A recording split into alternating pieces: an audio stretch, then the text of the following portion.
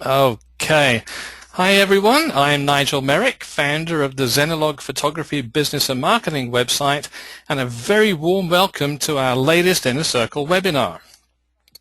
If you haven't joined the Inner Circle yet, then head over to www.xenolog.com/blog/inner-circle to learn more. You'll have full access to the recordings of all these webinars, as well as bonus content each month and our private support community. So I'm thrilled to present today's featured photographer, Michael E. Stern from Pasadena, California. And I'm going to be talking with him about his photography career and how to build a better photograph.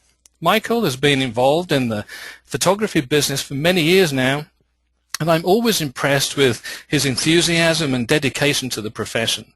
He's the author of the photography book, Build a Better Photograph, and I think we might have a couple of copies of that to give away during this webinar today, so stay tuned for those. You just might hear your name be called out. So, welcome Michael, it's an honor to have you here today, and I'm really excited about some of the cool things we've got to share with everyone. We even had to get NASA to move their schedule around today just so that you could be here with us, which is very accommodating of them indeed. It was very difficult to arrange that, but somehow I managed to pull it off. Well, obviously you're a man with great connections. Actually, I had lunch with a friend of mine, a childhood friend, over at JPL yesterday, which is responsible for the Curiosity, and he managed a 150-person team that built all the mechanics on the rover. So he's intimately involved with this whole Mars exploration thing, and it was fascinating to spend part of the day with them and getting to see the real rover up close. They made 3 prototypes or 3 versions, and 2 of them are still on the Earth, and got to see it close up. It was really quite fascinating. It's an incredibly complex machine. Oh man, see now I'm really envious. You know, I love all that space stuff. I'm really excited about the latest Mars exploration and all that kind of thing. And my goodness, to think you actually got to go and talk with some of the people involved in that project is incredible. So, and I know that you were keen to photograph the flyover of the Space Shuttle Endeavour as it arrives in LA on the back of that jumbo jet there. And I have a group of people that are going to be working with me tomorrow. I sent out a message on Facebook, and a group of us are going to meet at a spot just above JPL as the flyover happens at that part of the valley tomorrow. Wow, wow. And you know, I mean, I remember, and this is really showing my age now. I remember when the original space shuttle did a tour of the UK when I was about 18, I think. So that would have been in about 1980, 81. And it flew on the back of a jumbo, you know, around the UK, and I was able to take some photos of it. And so I've been with that, sort of following that shuttle program since its inception, right the way until its sad demise. But anyway, sadly we're not here to talk about the space race or the space shuttle today too much, even though it's really interesting. So I guess before we get started, let's give everyone a quick potted history of your career in photography, and you know how you got started, and the things that you're most passionate about in photography. Oh, is it my turn now? Yes, it's your turn. Okay. Well, excuse me. I'm sorry, folks. The morning kind of gives me a funny throat. I started out sibling rivalry, wanting to get involved with photography to spite my brother, and it took off from there. He let me into the darkroom and helped teach me photography and wet process, and watching a blank piece of paper, a picture magically appear on a blank piece of paper that looked like it was just in a tray of water. There was something magical about that process. Seeing an image through the camera, processing the negative in a closed container, you don't know what you have, put it in this enlarger, expose this paper, put it in this liquid, and there's a picture.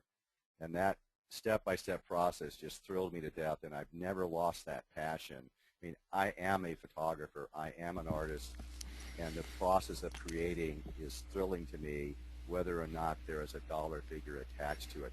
I've been lucky to be able to create a career out of it and support my family for the last 30 years. So I'm grateful and humbled, daily for that opportunity. But it's not that I don't work hard at it. I mean, it's a process. I work every day. I don't make money every day. And sometimes I make a lot of money, and sometimes I go the opposite direction. But the sum total of a career is what you have to look at, and don't get too bogged down in the little itty-bitty day-to-day, month-to-month sales, over sales month-to-month. You can make it nuts. Mm-hmm. You got to stay focused on the work. So for me, it's always, I learned that I have inherent artistic skills that I was able to refine through learning photography, and then I learned the business side of it through trial and many errors. Yeah. A lot of trials, a lot of screw-ups, but I made some major screw-ups in the very beginning of my career Mm-hmm. that I learned lessons early, and it's helped me throughout. Yeah, I think that goes for all of us. A couple of people have said that, is there any way that you could maybe turn up the volume of your microphone just a little bit? It seems like you're kind of quiet. Well, let's see. I'm maxed out on the... Okay, that's a little better. Okay, and I moved the microphone a little bit closer to my mouth. Okay. So, all right. Somebody asked if you're any relation to Ben Stern. No, but somewhere going way back in our family lineage, I'm somehow related to Howard Stern. Okay. But we won't talk about that. No. In fact, I shouldn't have said that. So basically, you came into photography at a very early age, and Yes. You've pursued it with that eye, that inner eye, if you like, fixed firmly on the magic of the creative process, and I know that kind of sits at the core of everything that you do. The way that you construct your images, and the way that you express that in your book as well, Build a Better Photograph. It's a perspective, I think, that a lot of people like to start out with, but then of course they have to deal with the specter of the business and the marketing and the sales and the pricing and the website SEO and all that stuff that kind of seems all exciting stuff. Yeah. Necessary, and if you think it's going to be a drag, it's going to be a drag. If you walk into it with a joyful feeling in your heart, you can deal with it a lot more positively. I think for me, the passion of creating is at the hub of my existence, and everything else are like spokes that come out of that core joy of creating. And I'm a firm believer in, karma. You put it out there in a good, positive way, good and positive things come back to you. You can't predict where and when and in what form, but I can name you so many instances where good things have happened to me. In fact, right now, there's a California high-speed rail project is a huge project that's going to be built in the state of California, and I am vying to be a photography contractor and provide video, aerial, and still photography documentation. So I've had to go around to a series of meetings around the state of California to meet these contractors and meet these people from the state, just to understand what they're all about. And it's going to be a year and a half before a contract's awarded, 18 months before a contract's awarded. And yet I went to these meetings, and I happened to meet a person there who loves time-lapse photography, which is one of my specialties. They're doing a project in LA in 2 weeks, and they reached out to me Monday and asked me for a proposal to record their project. Something Wow. Totally unrelated to what I was going for, but by putting myself in a situation where I met people with no guarantee of a payoff, but being positive, this opportunity showed up on my front door. Wow, that's And awesome. You have to think like that. You have to think that every effort you put out there is going to bring something back to you. You cannot quantify that, and that's the part where you want to call it faith, whatever word you want to use to make it work for the way you think, but you have to believe, and it will happen. Mm-hmm. And even though there's setbacks, it will happen. oh yeah, And you know, and I think that whole outlook, if you like, that philosophy is also at the core of, you know, one of your, you know, I guess biggest, most famous clients, which was Disney. And I know that you've worked with them for many years, and the photograph right there in the center of the screen is good old Roy Disney there, a portrait of him that you. I should probably look and see what they're looking at. Oh yes, I'm sorry, I see the page, and I was set up for something else. Yes, yeah, that was yes. Roy asked me specifically to do that picture for him, and he told me, I don't want a shot of me head and shoulders. I got a face like a horse, and I've been photographed thousands of times, and I don't want to look like that anymore. And he specifically said those things to me, and I came up with this idea because this was for the Fantasia 2000 Visions of Hope movie. There was a book attached to that project, and this was the picture that ran on the forward page, where Roy had a few words he had to say. This movie was important to him to continue his uncle's legacy. So he wanted the picture to be very Fantasia-centric, but not feature him, but have him in the picture. And I crafted this entire story where I was in his office, and I'm talking to him, so Roy, this is the story of a man who's having some intimate friends over, or having some friends over, and they're having an intimate gathering, you know, smoking cigars and having a dinner, and just for a brief moment, this man steals away from this group of friends and goes into his study, and he's just going to have a few moments of solitude, and sort of he's surrounded by the accomplishments of his life. He's very satisfied, and he's lit by the low, warm glow of a fire that's indicated off camera. Mm-hmm. And a moment later, he's going to leave the room and go back to join his friends. And I said, that's the story, and the slice that we're going to photograph is that moment when you're in your office and you're content, and right before you exit and go back to your friends. That's the slice we're going to take. There's a narrative always to my pictures, and I tell the client, you know, there's a beginning, middle, and end, and we're going to photograph this portion of it. Right. Being storytellers, you know, he bought into it. He loved it. He told me that this was his favorite picture ever made of him. And he's been photographed, you know, thousands of times. And when I asked him, I wrote to him several years later if he would sign a model release so I could use this picture in my book. He had no hesitation whatsoever. He signed it the same day. He was very happy to contribute. And then I got into a little bit of a legal tussle with Disney. They tried to prevent me from putting this picture in the book. But, of course, I protected my work when I negotiated the original deal back in 1998. I specifically kept the rights to this picture exclusive of the rights that were attached to the book that I was hired to shoot this for. The rights were attached to that book permanently, but all the other rights, including copyright and ownership, I retain because I thought I would be doing a portrait book sometime down the road. So I took care of the legal issues way up front at the beginning of the shoot, and that's a hard conversation to have because you may scare the client off. Yeah. Even though they came to me, and even though Roy asked me specifically to do the picture, there was no guarantee that I was going to actually get the contract because they were used to spending $600 on pictures for books, including the entire rights package, owning everything. And there were photographers that were giving that up. They would do a shoot like this for $600.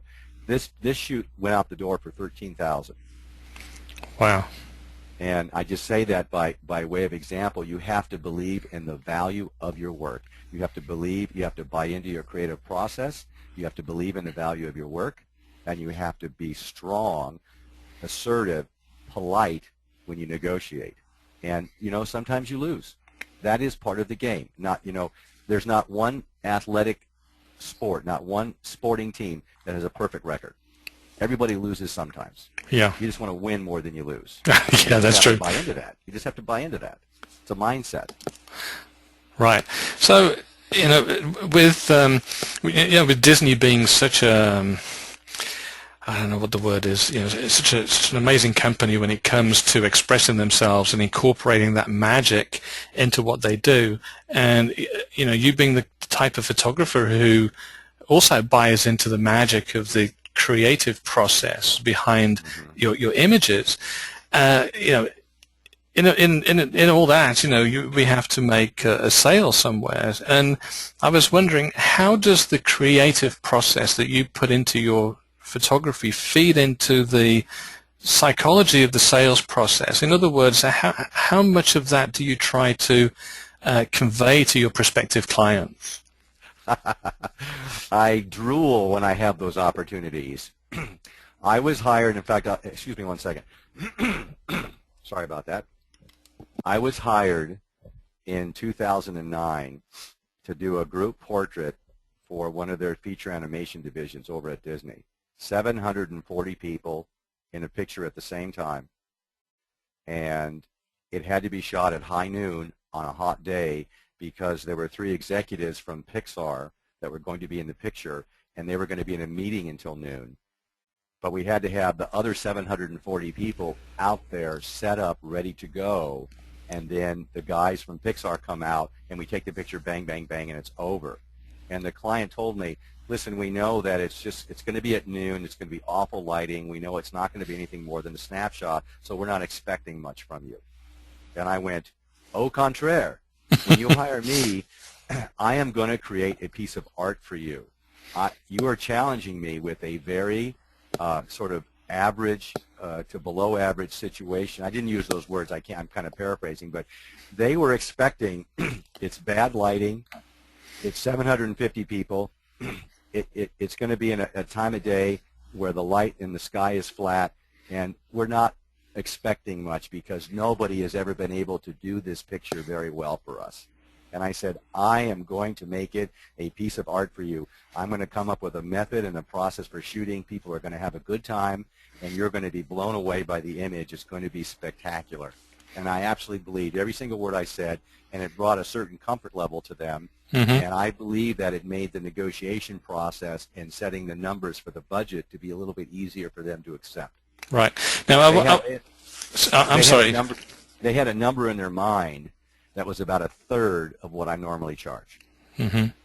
And we compromised, and I got it up to about 75%. I kind of went 1.5 times more than what they wanted to pay. I had to come down a little bit, and they came up quite a bit. And it was, it's a negotiation, and it's all about context and situation. I could stand firm on my rights every single time, mm-hmm. and I could lose a lot more work. You have to be a little bit of flexibility in there, have a little bit of flexibility, but also understand that, what else are you gaining from this experience? You're gaining some exposure, no pun intended. You get to try something you haven't done before. You are getting paid for it, and you're keeping the rights. Right. So, why not do it? Yeah, exactly. But I just want to make a point about something that what you just said in the way that you presented that to them and said, I'm going to take this seemingly mundane kind of vanilla flavored situation and I'm going to turn that into something that you're going to be truly proud of, that it's going to be a work of art.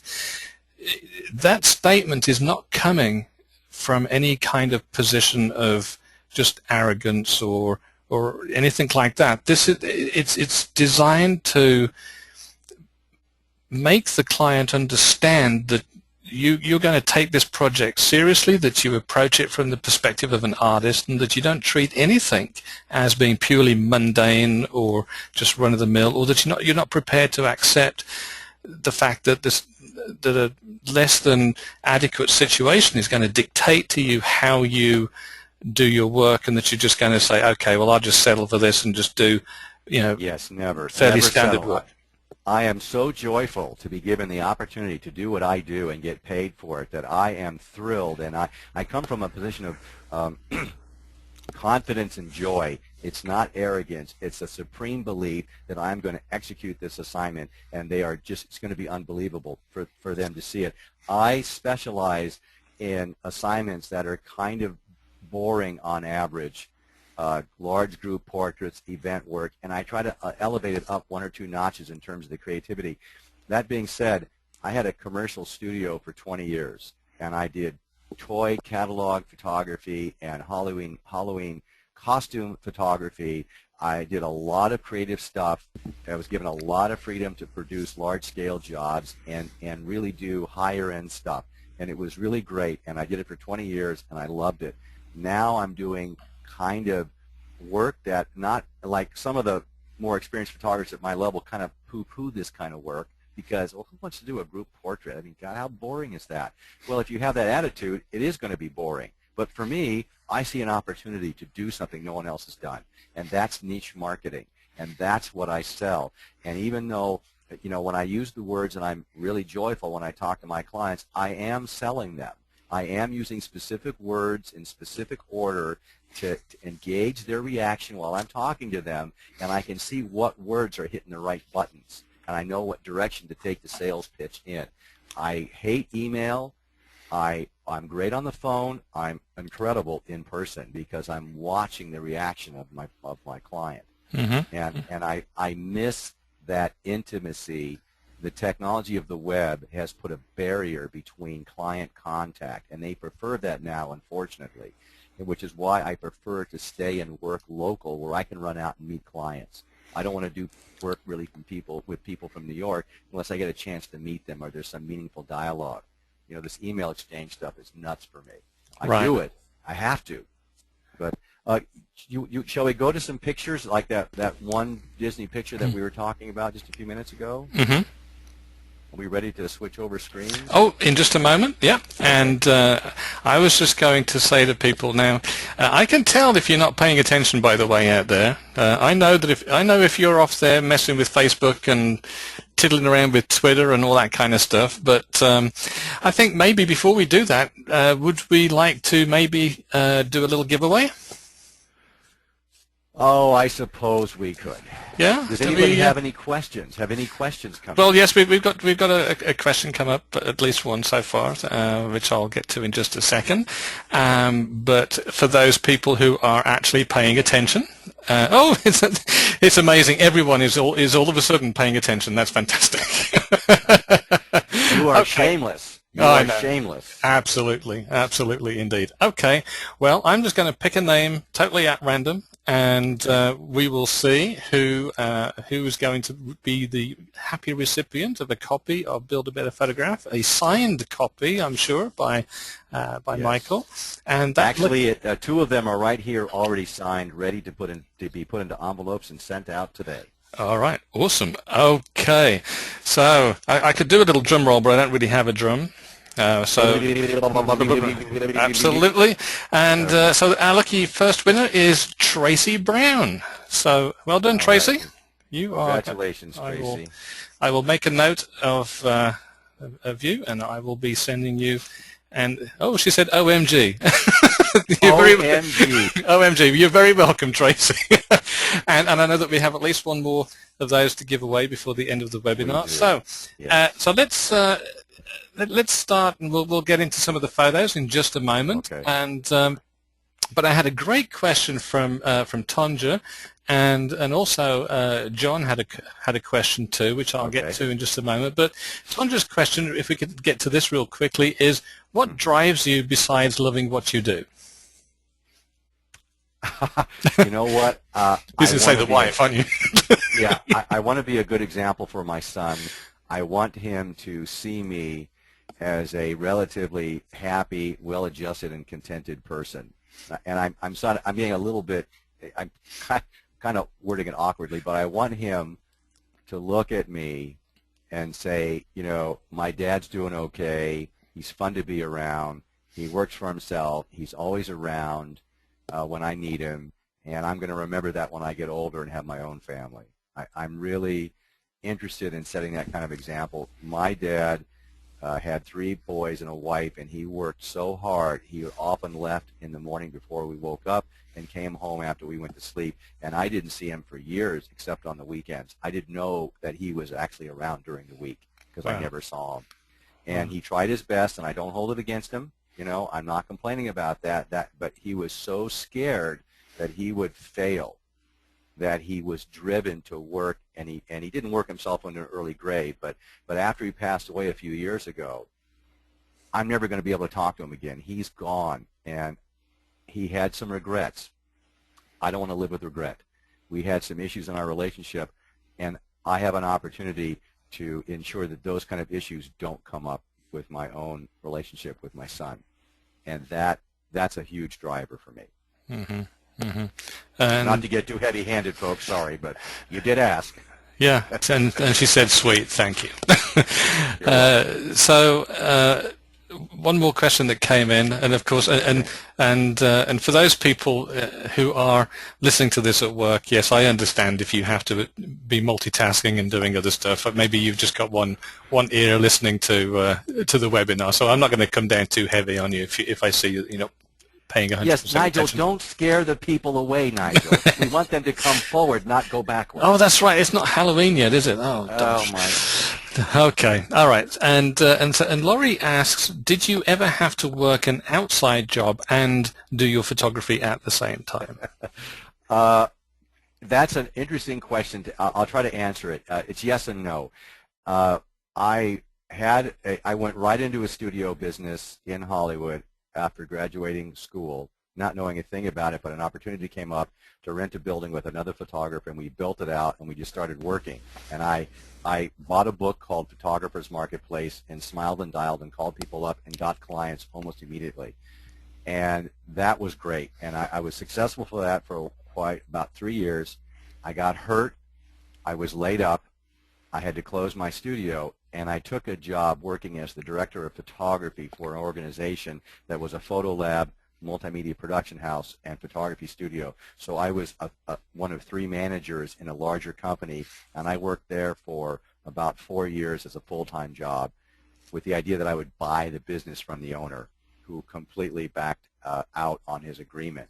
So after 4 years of more or less full-time employment, I went back out on my own in, I guess it was February of '88, and I haven't looked back since. So I've been on my own more or less since February of '88, nonstop, although I have taken many adjunct faculty positions at various colleges, because teaching and disseminating information is a big driver for me as well.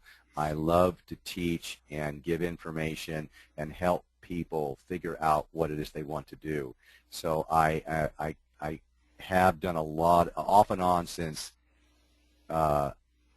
'87. I've been teaching off and on, but currently I'm completely 100% full-time. All my income comes in from photography.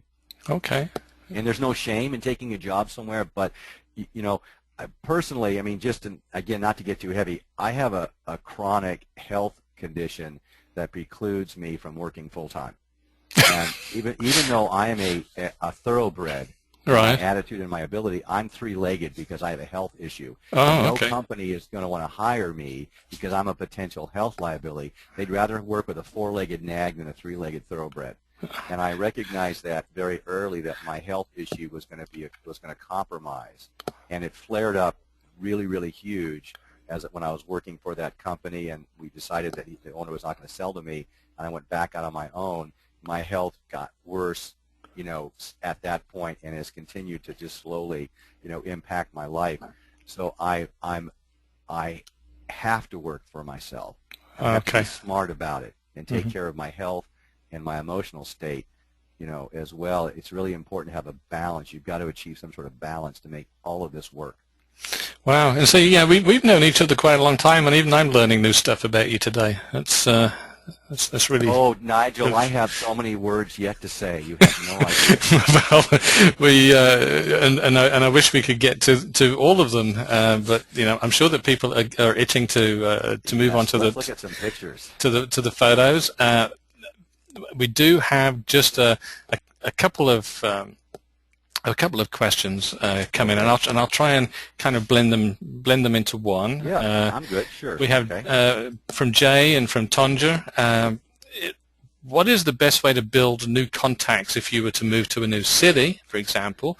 Other than the smiling and dialing that you mentioned just now, and then and the other side of that is managing the business side of your life. Were you naturally prepared for this, or where did the knowledge come from to handle and manage a business? Because I know a lot of people out here are they're not necessarily, that kind of prepared to run a business. They're great photographers. They're talented at what they do. They have a gift, but the business side of things doesn't naturally come. Right. It's not a natural thing for most people. That was a big question. So I'll answer the second part first because, frankly, at my age, I forgot the first part of the question. But the business side, no, I was wholly unprepared. I barely knew the difference between an f-stop and a bus stop when I got into the business. I couldn't figure out how to price my work or the importance of writing a cover letter or how to speak on the phone, how to make a point. I knew none of that stuff. And I was with a photographer at the Hollywood studio that I learned from. And the first client I got was a dear lady who recognized what a greenhorn I was. And she was a multimedia producer. She took me under her wing and said, "Oh dear, you're not charging enough." Things like that. And was very, very helpful. You have contacts at the camera store, and you talk to people there. You join professional organizations. I was a member of Advertising Photographers of America for 14 years. There's lots of information there. Join the Chamber of Commerce and meet other photographers and find out. Talk to my dad, who was an accountant, about some things about business. And little by little, I started piecing all of that together, intermixed with my actual experiences running the business. And I never thought for a moment that I was going to succeed or fail. I didn't have any of those arbitrary words in my head. I was just plowing forward, trying to get business. And not getting the work was not a failure. Getting the work was a success, but not getting the work wasn't a failure. I just kept going forward, and gradually people would say, "Wow, your voice is so comforting. I could listen to you talk." And I started realizing that there's power in my voice, so that was an attribute that I needed to work on. My letter writing skills, there was a magazine out here for years called Dramalog, and they were listing casting for movies and TV shows, and a lot of people were advertising to be photographers in there. I wanted to be a publicity stills photographer for motion pictures, and I spent 3 weeks writing a letter. I got MGM was looking for a photographer, and I saw this little blurb in this Dramalog, and I spent 3 weeks crafting this letter, hoping that this person would respond. I sent the letter, and Frank Mancuso Jr., who I don't think is in the business anymore, but at the time, he ran MGM Studios for a long time, but at this moment in his career, he was the manager of publicity stills for MGM. He called me directly because of the letter I wrote.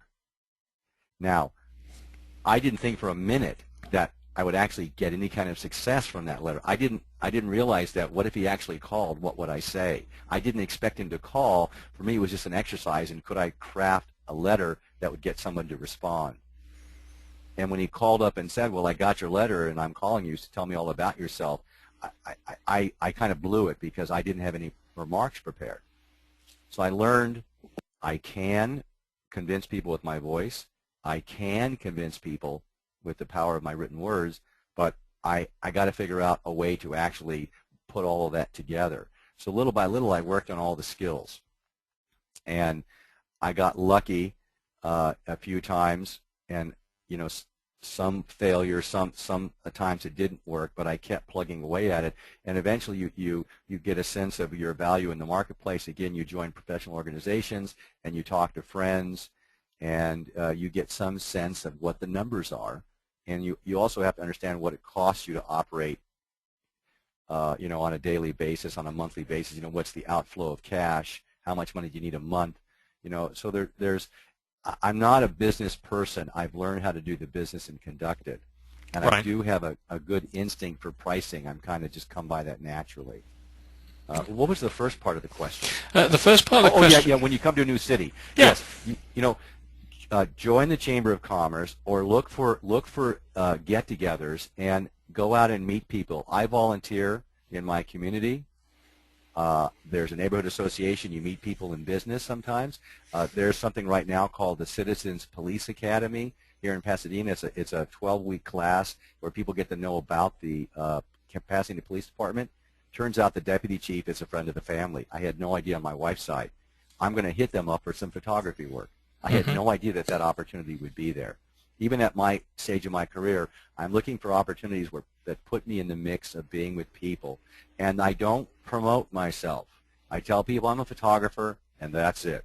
And just through engaging them and them getting to know me, if an opportunity comes up organically, I pounce on it. But I'm not there to sell myself as a photographer. I'm there to understand what these people do and see if there's something that I might be able to do that helps them. Yeah, yeah, and that's a really great networking strategy too. You know, if you go to networking meetings, you know, don't be the guy who just runs in and blitzes the place with business cards and just runs around from one person to the next saying, "Hey, I'm a photographer." And it might sound funny, but I've actually seen it happen. You know, it really is. It's crazy, and you know. Well, it's an organic process, and it takes time. Yeah. You cannot say in 6 months I'm going to get work. It's a nice goal. But if you don't get work in 6 months, you are not a failure. It just hasn't happened yet. Right, right. You have to take those arbitrary success and failure ideas out of your head, and you know the goal is here. But if I didn't achieve my goal in the time frame, what contributed to that, and what can I change to make the goal happen?